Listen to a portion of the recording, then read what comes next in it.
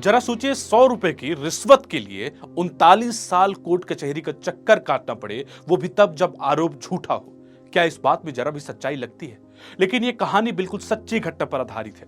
खबर है छत्तीसगढ़ के रायपुर से, जहां एक नहीं कई जिंदगियां, आरोपी और आरोपी का परिवार 39 साल तक अदालतों के चक्कर काटते रहे। एक 100 रुपए का झूठा आरोप जिसने एक ईमानदार इंसान की दुनिया उजाड़ दी, परिवार को बर्बाद कर दिया और बच्चों के सपनों को तोड़ दिया।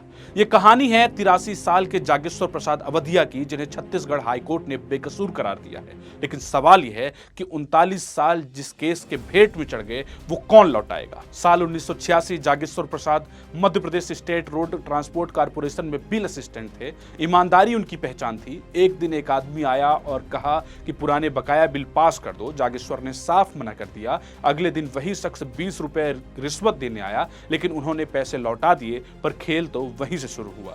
24 अक्टूबर 1986 की सुबह वही शख्स जबरन उनकी जेब में 100 रुपए की नोट पूछ देता है और तभी विजिलेंस टीम वहां धावा बोलती है। केमिकल लगे नोट के साथ वो पकड़े जाते हैं। सबके सामने हाथ धुलवाया जाता है। कल तक जो लोग उनकी ईमानदारी पर चर्चा करते थे, वो अब भ्रष्टाचारी बोलने लगते हैं। एक ईमानदार कर्मचारी को उसी पल रिश्वतखोर बना दिया गया। परिवार की जिंदगी बर्बाद हो गई। बड़े बेटे को पढ़ाई छोड़ मजदूरी करनी पड़ी। छोटे बेटे की उम्र 50 पार हो गई, लेकिन अब तक शादी नहीं हो पाई।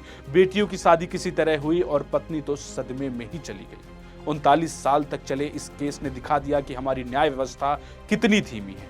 इस केस ने कई सवाल खड़े कर दिए। क्या इतना आसान हो गया किसी भी निर्दोष की जिंदगी को तबाह करने के लिए? आज हाईकोर्ट ने जागेश्वर प्रसाद को दोषमुक्त कर दिया है, लेकिन यह इंसाफ अधूरा है, क्योंकि 39 साल की पीड़ा लौटाई नहीं जा सकती।